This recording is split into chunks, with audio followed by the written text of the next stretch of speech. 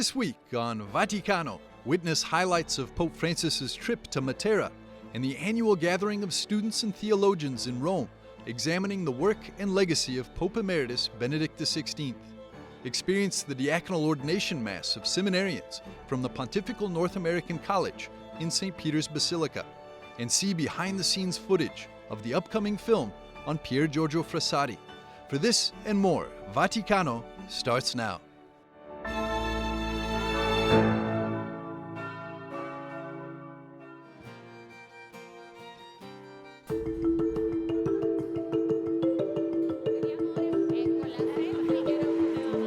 At the end of the International Economic Conference entitled Economy of Francesco, a special guest arrived in Assisi on September the 24th, Pope Francis.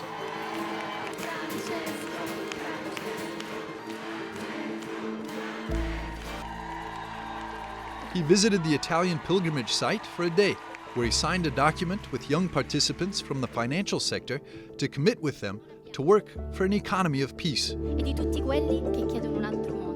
Carissimi giovani, buongiorno. In his address, the pontiff stressed to young people that together they could change a vast and complex system like the global economy. It was up to them to transform an economy that kills into an economy of life, Francis said. He added that the damage humans are doing to creation must be repaired. At the same time, those in need must not be forgotten, the Pope emphasized. Without appreciation and support for the poor and vulnerable people, from the unborn child in the womb to the sick and disabled to the elderly in need, there would be no economy in Francis's sense. Pope Francis and young financial industry players from around the world signed a pact for an economy of the gospel on Saturday in the Italian Shrine of Assisi. The document's signatories have pledged to work for an economy of peace that respects all people, human dignity, and also the environment, and fights poverty and injustice. Il patto che abbiamo appena letto. Grazie Papa Francesco, grazie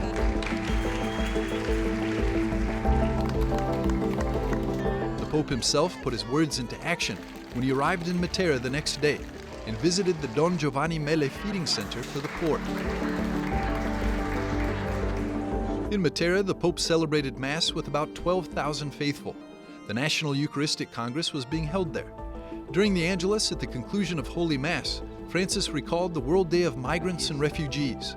We renew our commitment to build the future according to God's plan, the Pope said, a future in which every person finds his or her place and is respected, in which migrants, refugees, displaced persons, and victims of human trafficking can live in peace and dignity.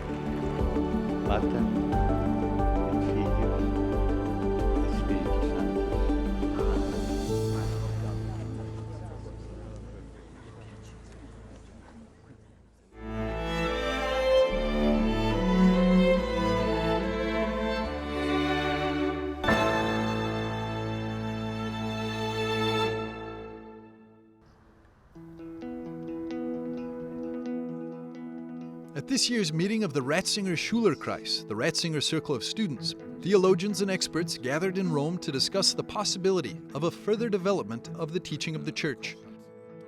The title of the symposium summed up the theme of the conference perfectly. I've received from the Lord what I have then handed down to you, binding truth and further development of the teaching of the Church. Speakers on September the 24th included Cardinal Kurt Koch, the German Bishop Rudolf Voderholzer from Regensburg, Professor Uwe Michael Lang, Monsignor Markus Graulich, and Monsignor Helmut Mohl. Dieses Mal steht das Thema der This time, the focus is on the topic of truth, binding truth, and the development of doctrine. That is, how are the two to be brought together? The binding truth, which is Jesus Christ himself, he in a person who has revealed himself to us, and at the same time, the teaching of the Church, which can develop in certain parts. die sich ja in gewissen Teilen entwickeln kann.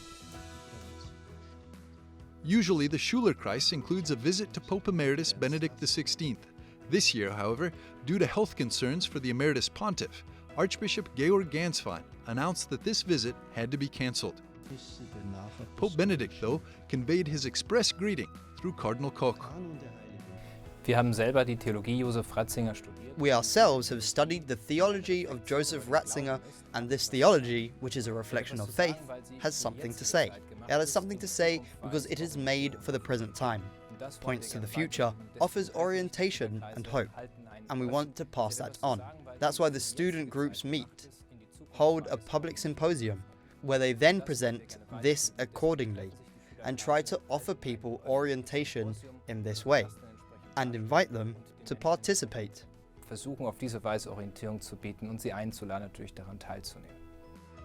Papa Emeritus, von hier aus einen Applaus als Segensgruß.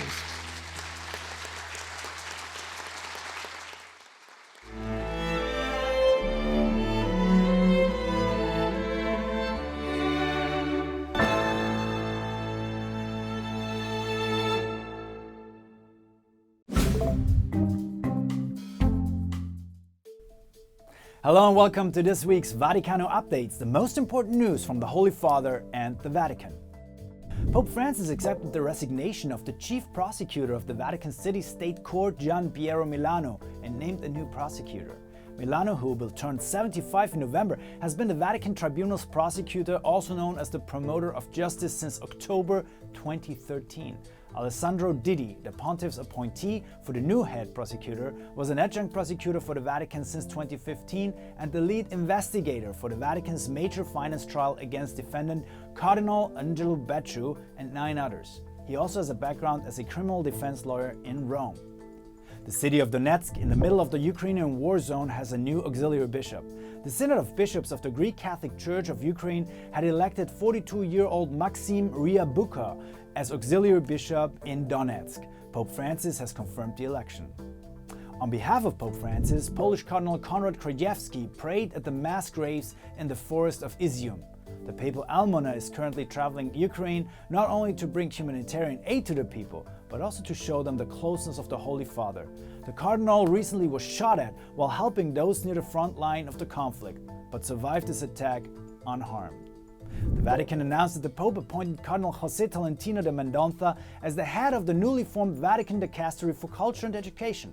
The 56-year-old cardinal, originally from the Portuguese island of Matera, is an expert in the relationship between literature and theology, and most recently served as the head of the Vatican Library and Archives, where he oversaw the digitization of historic manuscripts.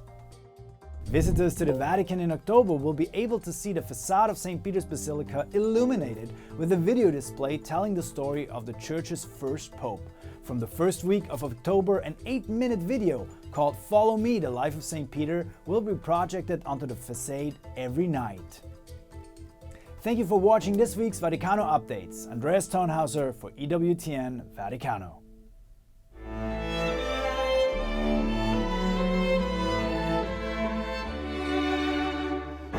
In a few moments, we'll be back with more on Vaticano.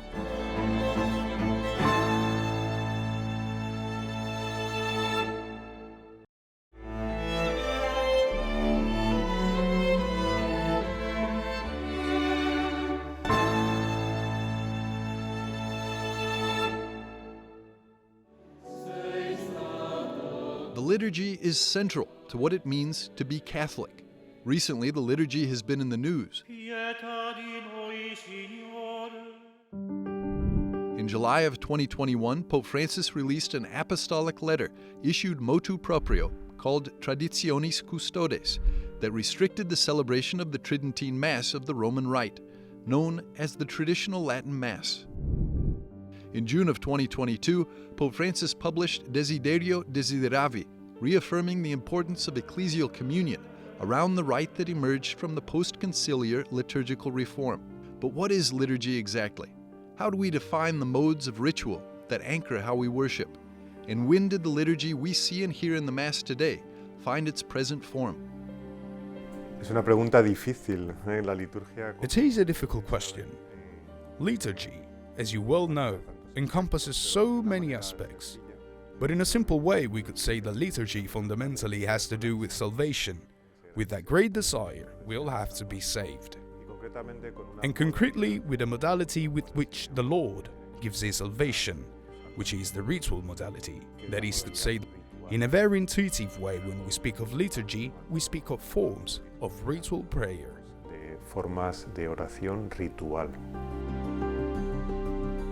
Within the development of liturgy, it's important to understand when and how the liturgy became recognizably Christian.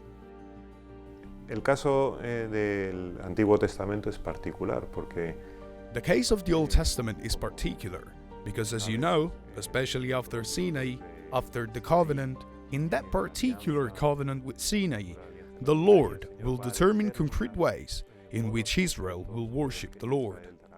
This means that these ritual forms cease to be an expression of what certain men and women of a specific culture context have and try to put into practice in order to relate to God and become a gift from God. Perhaps the first great novelty of Old Testament worship, of the ritual forms of worship in the Old Testament, is that they have been given by God Himself. We begin to see that these forms begin to be Christian when they are celebrated on the basis of Jesus' ritual commands. What does this mean? If we read the Gospel carefully, we will see that Jesus, when He establishes His new covenant, invites the Church to perform also a series of ritual gestures.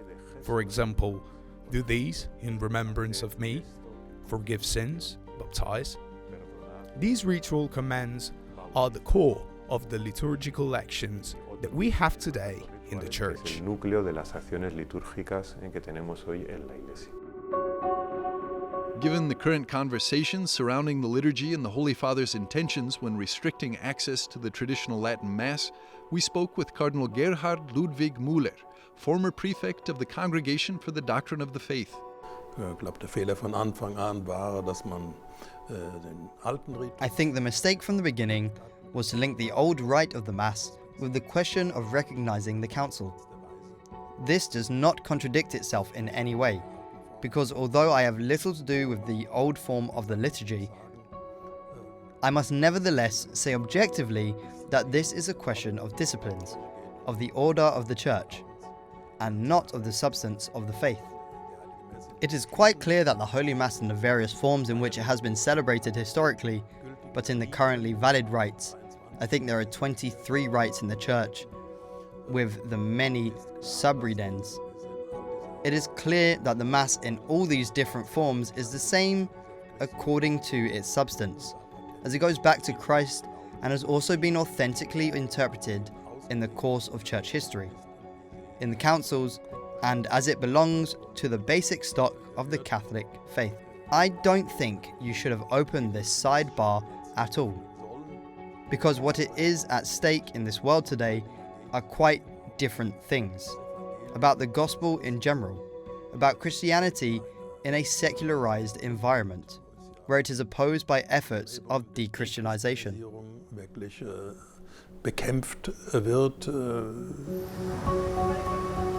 With the disruption that the COVID pandemic created, making it difficult and dangerous for the faithful to assemble and receive the sacraments, and the proliferation of online technologies and streaming services, the Church has found itself at a crossroads.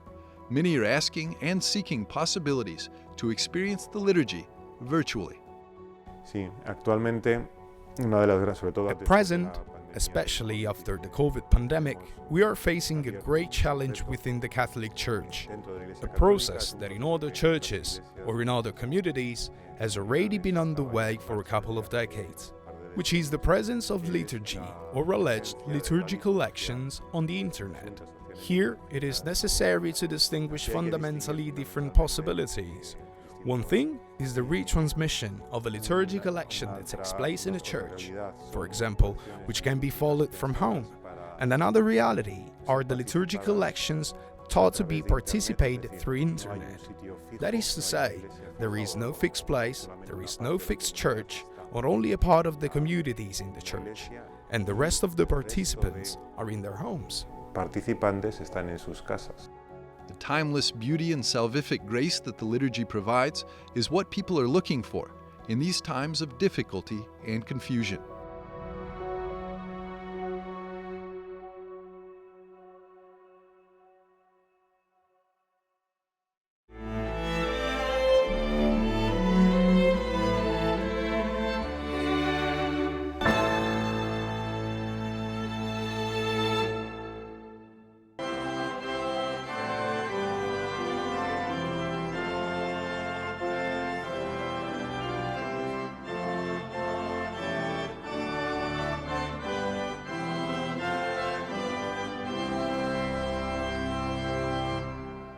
Yes, I was here 5 years as a seminarian here in Rome from 93 to 98, and it was a phenomenal experience for me. Being in the city, of course, as I mentioned before, with these holy sites, and to be near the Holy Father was, for me, a very touching experience and formative experience. The education I received at the Gregorian and the John Paul II Institute for Marriage and Family were very, very important in my formation. Obviously, I would say that what I really left here with, there was wonderful friendships. I'm a priest 25 years, and we formed amazing fraternal bonds here in Rome. Because part of the program in Rome here is when a new man comes over, a first-year seminarian, he normally stays for 2 full academic years before going home for the first time for a summer pastoral assignment. So for 2 years, we were here. Maybe our families visited, maybe they did not. And so you really have to kind of learn to develop a new relationship with Jesus Christ. The ties back home are kind of cut, and you're formed as a man and a Christian and one to prepare to give his life as a priest. So I have wonderful friendships from my time here that continue to this day. I know the men being ordained today would say the same thing, and they're looking forward to having years and years of good fraternity with these men throughout the country for years to come.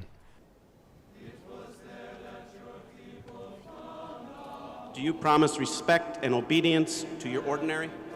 I do. May God, who has begun the good work in you, bring it to fulfillment. What, in your experience, what makes a young man discern for priesthood? What makes a young man decide to serve God and also the people back home as a priest? It's a great question. And our men come from very diverse backgrounds, and I can tell you we have 106 men in formation at the North American College, and I am in awe every day. I thank God on my knees every day for the men that are here, because they're superb, wonderful men, joyful. They want to be good holy priests. They want to be formed well. So it's an honor for me to be part of their formation and to be the rector of the North American College. They come from different backgrounds, different experiences, their family life, their origins, and yet they all hear that same call. It's an individual call from God to each one of them, and so it's inspiring that they listen to that call, they respond generously, and they come here and they want to be formed well. You hinted at this before. It's probably not the easiest times for being a priest today. So what do you think is the most important thing that young men will take home with them from their formation here in Rome? These men are so generous, but they know they're about to embark on a life that's very joyful, it's fulfilling, it's rewarding, it's also challenging, because again, we have challenges within the church and outside of the church. But it is really an exciting time to become a saint. We know from history, and church history in particular, that the saints were risen up in times of persecution, of difficult times within and outside the church. These men are ready to step up and to be called to heroic virtue and to become really the saints that they were all called to be. And so I think it's a very exciting time. They go in with eyes wide open to what they're about to live and take on as a man. So you said there were there were more than 1,000 people coming here to Rome to witness also the ordination of the deacons here. Yes. And to support them. How can our viewers also back home support the North American College? Pray for them, sacrifice for them. As they pray for people back home, they sacrifice for their families, but also people back home watching and the people they're about to serve. So I would say just pray for them, and pray also that men hear God's voice, other young men hear God's voice to become a priest. It's really, I think, all the church asks is that a young man just leave his heart open, as I did, as these men about to be ordained did.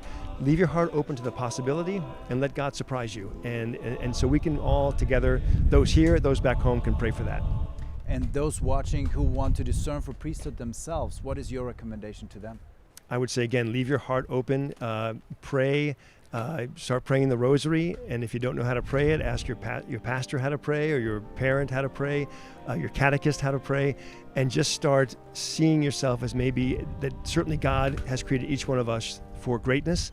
God has a plan for each one of our lives, and for some young man listening, it may be priesthood. For some young woman listening, it may be religious life. So leave your heart open to that and let God do the rest of the work. Monsignor, thank you so much. Thank you, Andreas.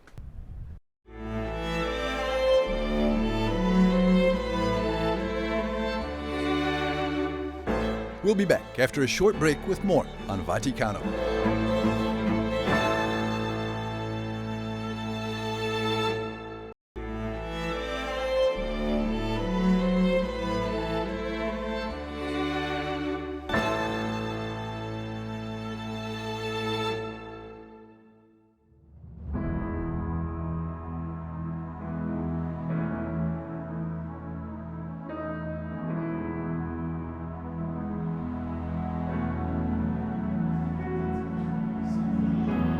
lights, camera, action. These three words are synonymous with cinema and the glam and glitter of Hollywood, and are not often associated with the depiction of the lives of saints and blesseds. But cinema has also often been used as a tool for good in order to evangelize and share the gospel. In Rome, there's a new film in production that tells the story of Blessed Pier Giorgio Frassati, a young Italian activist dedicated to social justice and the poor, who died in 1925.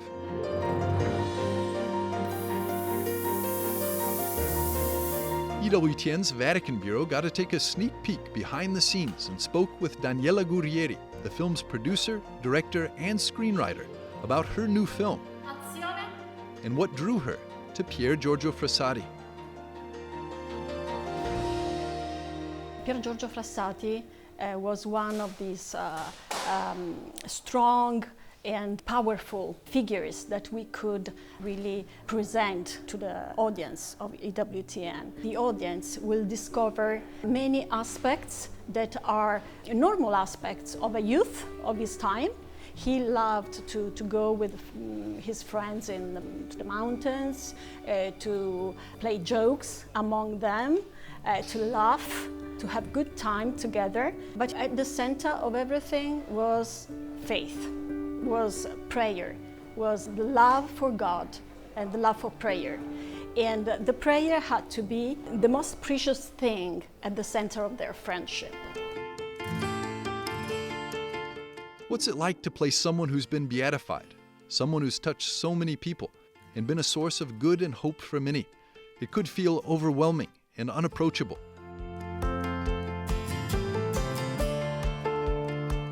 We sat down with Francesco Buttironi, the actor who's playing Pier Giorgio Frassati, to find out.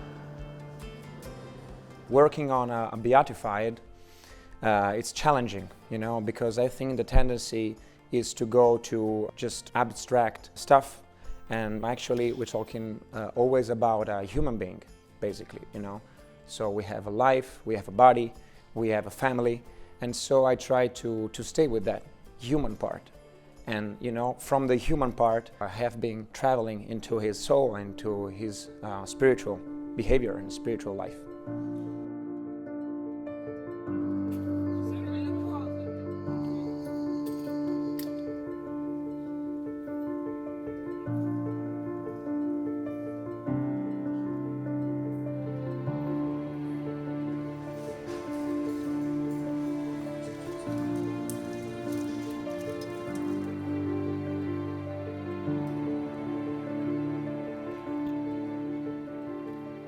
The spiritual aspects of the film have opened the eyes of those participating in the production to deep spiritual reflection. For example, actor Daniele De Angelis, who plays Franz Massetti, one of Pier Giorgio Frassati's best friends, found himself being unexpectedly moved by the power of the Rosary. Well, I remember when we were on the mountains, there was a pretty strong moment where we were praying the Rosary at some point in one of the scenes. And a member of the crew, I will not say the name, told me a story, a personal story, about a very touching experience he had while reciting the Rosary once. And in that moment, in that specific moment, while being in the mountains, in these wonderful places that we've been shooting in Abruzzo, and thinking about his experience touched me in some way. It was really, really strong, and what was just another scene to shoot at some point began something really powerful, really strong, that touched me even personally, I have to say, yeah. For director Daniela Gurrieri, Pier Giorgio Frassati's short but powerful witness can change lives, and her work on this film has already deepened her own prayer life. To discover and study the life of a saint gives you a lot. And to discover Pier Giorgio Frassati's life and spirituality helped me being more prayerful, for example, to trust more in God, to be more attentive also to the needs of the people, and also to be more kind. Pier Giorgio was very kind.